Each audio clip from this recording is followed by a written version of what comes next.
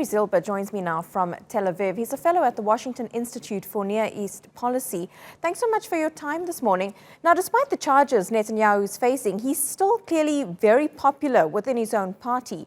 How did he manage to win by such a big margin? Well, I think he had a number of things going in his favor. Number one, incumbency. He's still the prime minister, despite the events of the past year and the political impasse Israel finds itself. So he used that very effectively, even yesterday on Likud election day.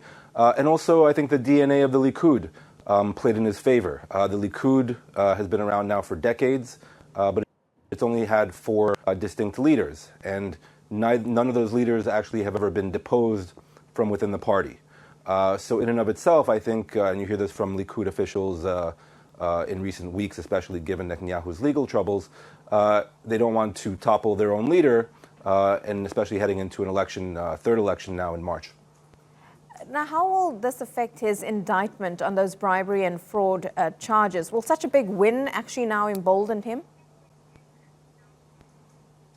I think it will put some wind in his sails, so to speak. I think that's undoubtedly true now heading into a general election.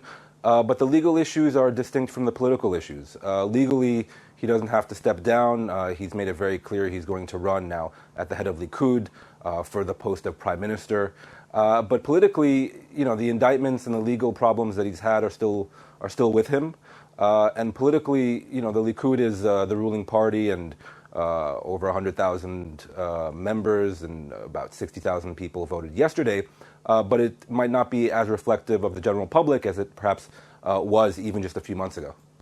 Yeah, now another general election will be held in Israel in March, the third in just a year. How's Netanyahu expected to fare in that election? Well, the smart money would be on him not being able to win, quote unquote, to get to a governing majority like he was unable to do in the previous two instances. Now, having said that, a lot can happen between now and March. He's still the prime minister, as I mentioned. And really, if we look back at the events of the past year, he was only about a little over 1,000 votes short of actually getting an outright majority in the first election in April. So the smart money would be on Netanyahu actually not succeeding, but there is still a chance that he pulls it out. And as you mentioned at the top, he's been in power now for over a decade, and he shouldn't be ruled out despite the legal and political obstacles that he's currently facing. It's definitely going to be a very interesting election come March, and we've got some live images at the moment of him actually addressing, I think it's his party. But besides the Likud party, what's reaction been on this vote amongst opposition leaders?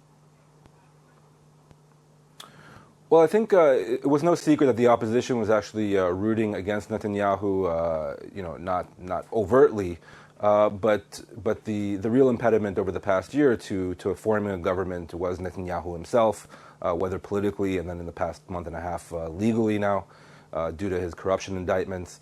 So it was very clear that at least the opposition wanted a change at the top of the Likud, which they've been asking for now since September and the second election.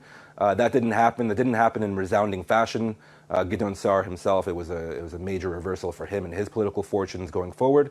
And it's very clear that Netanyahu, despite everything going on, still has the support of his right-wing base and his own party, and that in and of itself will remain an obstacle at least till March. Okay, Neri Zilber, really appreciate your time and your analysis live to us there from Tel Aviv.